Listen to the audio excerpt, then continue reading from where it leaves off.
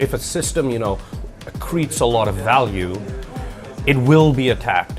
Anything can be hacked. Anything can be taken down. And it's hard to upgrade blockchains today. And trying to not make compromises. Only, Ethereum and Bitcoin are really fully decentralized and fully permissionless. And that's something we want to stick to. Attacks need to have a consequence. Bitcoin and Ethereum got more expensive to use as the system grew. Upgrades, how many times has Windows been upgraded in the last 4 months? So there's the technical issue and then there's the governance issue. Everyone's installed the software and then at that block, everyone shifts. Right. But I mean, if you think about the internet, right? Like Barnes and Noble took time to go online and Amazon interceded them. Then if you take video applications, Netflix went online, the fax machine, telex, etc., that were corporation driven. So it could go either way. There are 27 million developers out there.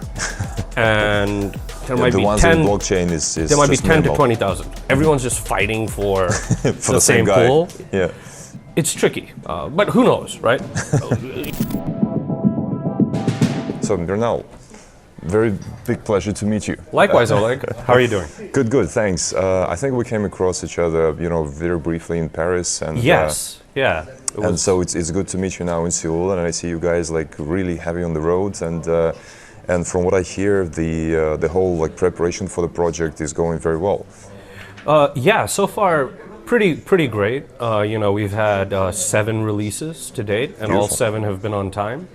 And so really happy with the set of engineers we've put together. I think, they're tackling really tough problems and, they're doing a great job so far. But, there's a lot left to do. Totally.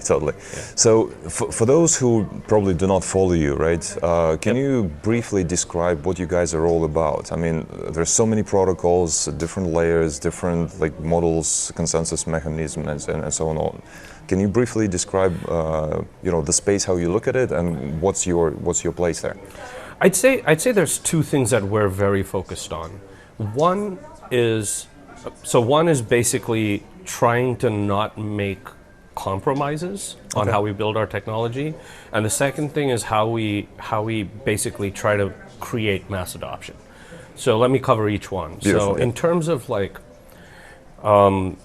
not having compromises, I think there are 2 very primary compromises that have happened in networks that are trying to scale or have efficiency. One is some form of delegation or permissioning. And it's a spectrum, some do it more, some do it less, but in my opinion, only Ethereum and Bitcoin are really fully decentralized and fully permissionless, and that's something we want to stick to. We don't want to ever have a permissioned system. We don't want to ever have a system that sacrifices the core decentralization principle. And that's difficult, right? I think it's something that's not been fully solved. We think we're getting a lot of the way there. The second form of compromise, I think, is optimism. Especially in proof of stake systems, a lot of them don't have slashing, so they don't punish perpetrators. Attacks need to have a consequence, otherwise they're free to attempt, and that's always an issue. Or, they have thresholds where they assume, 70%, 2/3 of the network are good. And so we want to be permissionless, decentralized, and non-optimistic. Because if a system, accretes a lot of value, it will be attacked. Always make the assumption that it will be attacked. And, we want to see the economic security of the system actually grow with the system growth. Yeah. The second thing was about mass adoption, right? So I put that in 2 or 3 buckets. So one is developer tools. We're very focused on bringing state-of-the-art tools that make it easy for developers to build. We don't support a proprietary programming language. Instead, we've used WebAssembly, which will support all sorts of programming languages. We have in-node GraphQL interfaces, etc. And then there's a couple of other things, right? So we want to make sure fees are stabilized. Think about AWS, they've kept reducing prices as the system grew. Bitcoin and Ethereum got more expensive to use as the system grew. It's sort of reverse. And the third thing is upgrades. how many times has Windows been upgraded in the last 4 months? And right. it's hard to upgrade blockchains today, and like we're experimenting in ways to see if we can make that via smart contract. Brings up a lot of governance and decentralization issues when you think about it. I don't expect we'll have a perfect answer out the gate, but we do want to at least have the technical piping to be able to do something like that.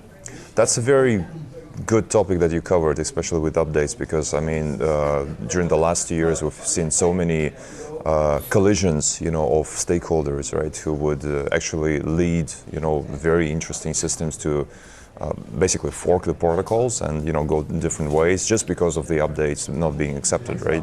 Right. So any maybe insights of how you would want to like approach this this Yeah, problem? so there's the technical issue and then there's the governance issue. Right. So we're focused first on the technical issue. So the technical issue really is, the way it works now is someone picks a block height, everyone's installed the software, and then at that block, everyone shifts. Right. But think about it like how Windows or Linux upgrades, right? There's a button you press and like you can choose to accept or reject an upgrade. And we think it should look closer to that via a smart contract that, again, the group comes to consensus on. Okay. But if people are coming to consensus on it, it happens in a more automated fashion. And that's the technical side. Now, the governance side, we're not 100% sure yet. Right, that's always probably a tougher one. That's a challenging process. I do expect, in the incipient stages of a protocol, it's less of a worry. But as it becomes bigger, it's really, really important. And especially with controversial versus non-controversial upgrades, right? And everyone wants better performance and security. Of course. If you give an upgrade that just improves performance and security, I'd wager that gets accepted. Whereas an upgrade... but then there's also like conflicting interests of people who would want to have more power control, whatever Correct. else. So those are controversial upgrades, Exactly. right? Like an upgrade that changes mining rewards, for example. True. Yeah. Or an upgrade that changes like how people can bond to the network. Those are controversial upgrades, and you also have to think about the problem of like what if people start combining these upgrades? What if someone proposes like, I have this great thing that will like improve performance 10x, but hey, by the way, I'm going to slash mining rewards in half. It's tricky. It is tricky. I don't think we have a perfect answer. We know what the technical challenge we need to solve is, and so we'll solve that one first. But the governance challenge is extremely important, and I don't have perfect answers. I have a sort of view on how like you might be able to get all stakeholders to agree, but well, it does help when a system is open and permissionless, in the sense that anyone can technically be voting on the upgrade, in the sense that you're part of the people who come to consensus on it. But that's one of the good things about proof of stake, but that's not a silver bullet. Right. So I mean, apparently, since you're moving and you're starting pretty much from the proof of stake consensus approach, do you believe that this is like the real future for the whole blockchain industry, and the proof of work, protocols would actually die out and be phased out? Yes and no. Proof of work does have its place. Where? Like Bitcoin is highly secure, right? That's a great thing. The issue I see though is it's all about like what's the economic. Anything can be hacked. Anything can be taken down. What you're trying to do is make the economic cost sort of so high that people don't attempt it. Right. Now in Bitcoin, I think one of the issues is as the emissions come down with halvenings, if you think about it, the incentive for people to give hardware against the network is some function of the emission, right? It's not profitable relative to that. And one of the great things about proof of stake is as the value of the network goes up, the economic security also goes up because of the bond. So there are some economic parameters that make proof of stake better. But proof of work has some benefits in the sense that it has tight synchrony constraints, which has helped keep protocols live. Right. Bitcoin and Ethereum as of today are quite secure. But I don't know how it shakes out. All I do know is that proof of work was the primary security mechanism in spam filters. Right. About 40 to 50% of them use proof of work, and then eventually that went away. I'd anticipate that might happen in this industry, but I don't have a crystal ball. Nobody does, I guess. But providing alternatives is always a good thing. Of course. Yeah. So we're all in this together as an industry, and we're iterating. I don't know, like, this is the perfect way to do it. No, of course not, yeah. Is something I'd ever want to say. But yeah, my view is proof of stake does have some characteristics that I think make it more efficient and scalable than proof of work. In the recent year, at least, there's been lots of talks about where the industry is moving and where is this next trick that would actually trigger the second wave of growth or whatever, second, third, whatever, another wave.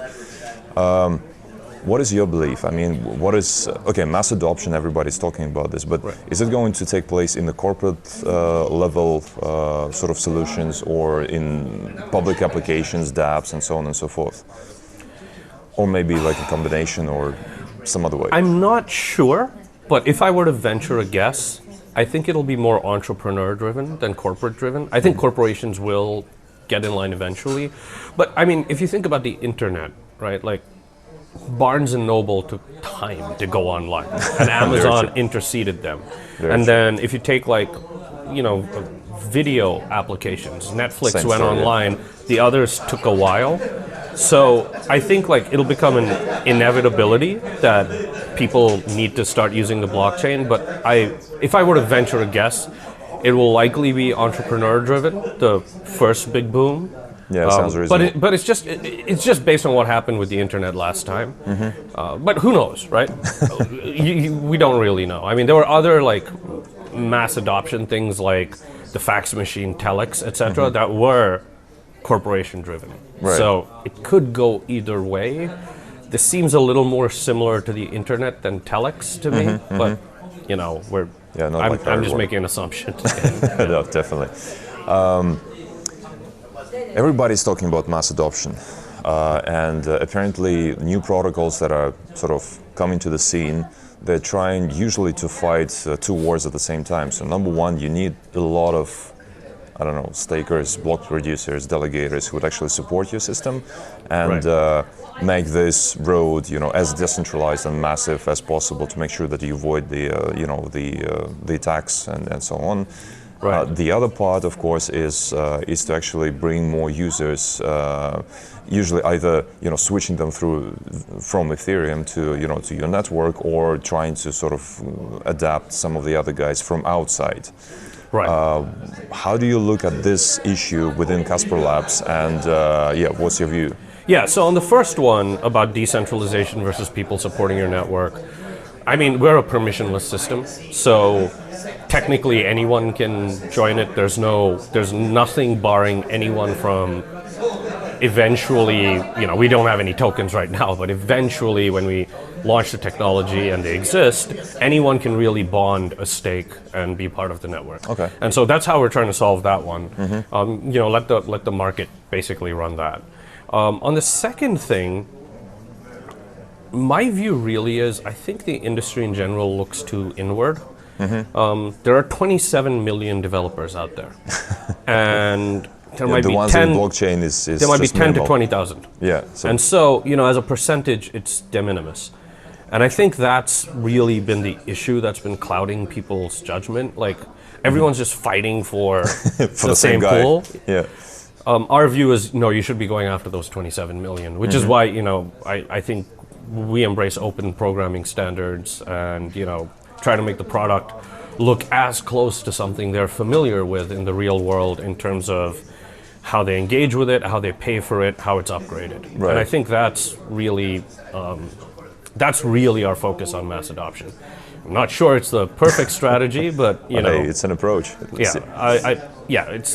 I think we should stop looking inward and look a bit more outward as an industry. Yeah, that's a good point that you actually made there. You had a very interesting and very non-traditional approach to raising money for your project. You don't have tokens. You were attracting qualified investors and you were selling equity. Can you just briefly touch on that one, please? Yeah, we did a very standard Series A. We didn't sell any tokens. We want to be as compliant as possible, and I think there's a benefit in doing this way because it gives us a lot of flexibility when the technology is eventually launched. And so we're glad we went that route. But yeah, we took a pretty non-traditional path. In the blockchain, of course, yeah. Yeah, I mean, there's also always the issue, right? People are skeptical when they know there were a bunch of tokens sold really, really cheap to like some investors, and who knows what happens to the little guy who buys it later. And Right. we want to try our best to avoid those issues. Right. But then, how would the staking programs work for block producers and so on and so forth? It would be very standard, relative. Like if you look at a project like Cosmos or Loom, it looks very similar to that. There will be hopefully a low base inflation, which is what the system pays for itself. Right. Essentially. Yep. Right. And of course, transaction fees that we're attempting to stabilize as much as possible. Right. But then you were saying that tokens would come in later at some stage. Correct. Okay. Yeah, but we don't plan on issuing anything till the technology launches. Like Right. we're not planning any interim ERC20 or anything like that. Right. Okay. There's also lots of talks about you and you as a team, right? Having some really great experience from previous known projects. Can you also probably just say a couple of words about who you have as the core team at the moment, and maybe some of the people who actually support you from the outside to build something incredible? Sure. We have a team of 25 engineers, so there's a lot. Okay. But I'd say, technology is primarily run by Meta, who's worked on several multi-billion-dollar platforms like Right. DivX, Omniture, at Adobe, etc. And then Michael Birch, who's our lead developer, who's been working on CBC-Casper and flavors of CBC-Casper for, call it, a year and a half, maybe more. So he knows it as well as probably anyone. Right. And then there's a lot of other people on the team as well. I'd also like to point out a person who's been helping us with research is Dr. Daniel Kane. Has a Wikipedia page. Mathematical savant, has been extremely helpful in helping us validate some of our underlying theses. In terms of support, we've been very fortunate to have a really supportive investor base. HDAC out of South Korea, partnered with Hyundai. Aquitus Group, run by Taryn Pizer, was our lead investor, and then luckily, like a lot of staking pools and a lot of people have inbuilt communities like SNZ Holdings in China, Hashkey in China, MW Partners and Stake with Us in Singapore. We're all part of our initial round. We've been very, very fortunate that pretty much everyone who contributed to the project is a very value-added shareholder. Right. Well, that's definitely great to hear. If we think about the future, let's say, trying to envision it again and trying to touch the crystal ball a bit, 5 years from now, where do you see the industry? I can tell you where I hope to see the industry. That works. I hope there's a little less compromise to decentralization. I hope like the trend of like permissioning and closed systems goes away. I'm a very big permissionless and open source advocate. I think staying true to those principles is what will help the industry survive. If you have a closed permission system, we solved that problem 30 years ago. Larry Ellison did with databases, so we don't really need to go that direction. So that's where I hope it stays. I hope like those core principles are adhered to, and we see platforms that do that, and also make the onboarding process for developers easy. And so, do you think there'll still be a place for like those hundreds and hundreds, okay, not hundreds, but dozens of like protocols and platforms that are popping up at the moment, or there's still going to be like the Google of the world eventually?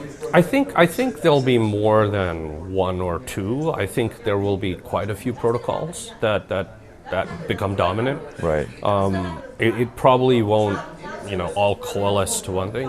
I do think there'll be 3 or 4 that are larger than the others.